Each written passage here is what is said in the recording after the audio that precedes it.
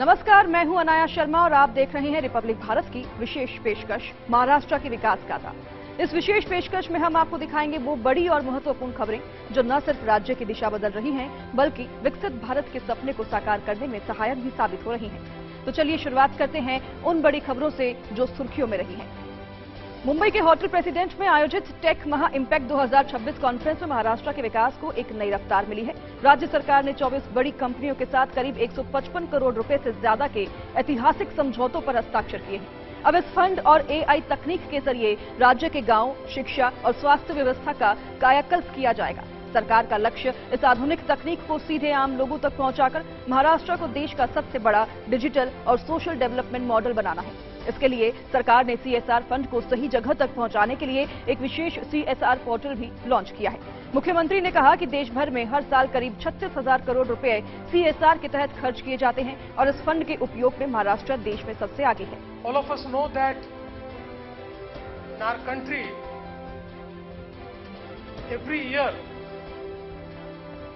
we spend around 36,000 crore towards corporate social responsibility, and various companies through diverse initiatives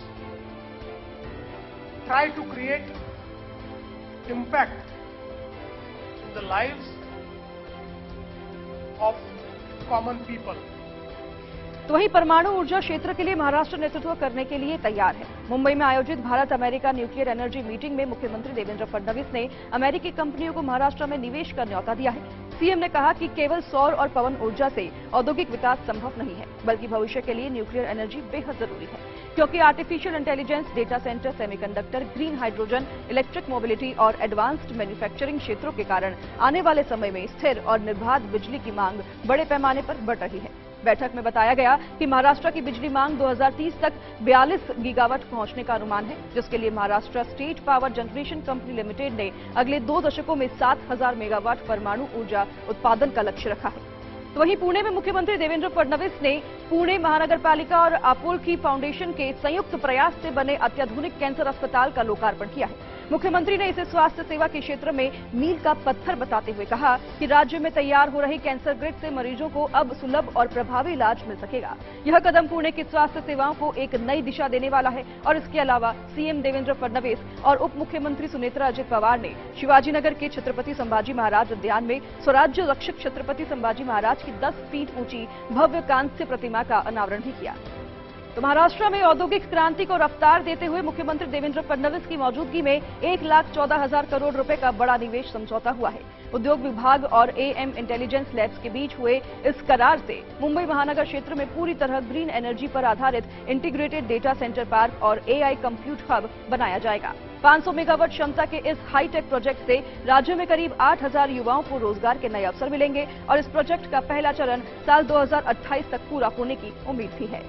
वहीं मुंबई के hotel Taj Mahal palace में आयोजित Bharat Cyprus business forum में मुख्यमंत्री देवेंद्र फडणवीस ने साइप्रस की कंपनियों को महाराष्ट्र में निवेश करने का न्यौता दिया है। सीएम ने बताया कि 660 अरब डॉलर की अर्थव्यवस्था वाला महाराष्ट्र देश के कुल एफडीआई में 40% की हिस्सेदारी रखता है और इस मौके पर साइप्रस के राष्ट्रपति निकोस क्रिस्टोडोलिडेस ने आगामी 1 सितंबर से मुंबई में साइप्रस ट्रेड सेंटर शुरू करने की बड़ी घोषणा भी की है।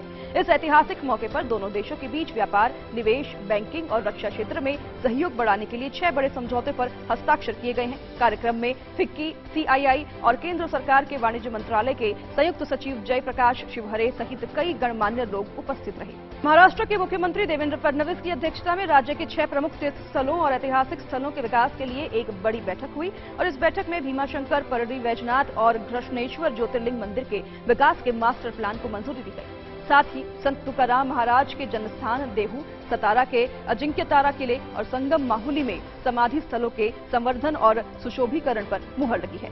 इस अहम बैठक में उप मुख्यमंत्री एकनाथ शिंदे और सुनेत्रा अजित पवार समेत कई वरिष्ठ मंत्री भी मौजूद रहे। तो ये थी महाराष्ट्र के विकास की गाथा। अगले सप्ताह हम फिर लौटेंगे राज्य के प्रगति के नए अध्यायों और प्रेरणादायक कहानियों के साथ। तब तक के लिए नमस्कार, जय महाराष्ट्र।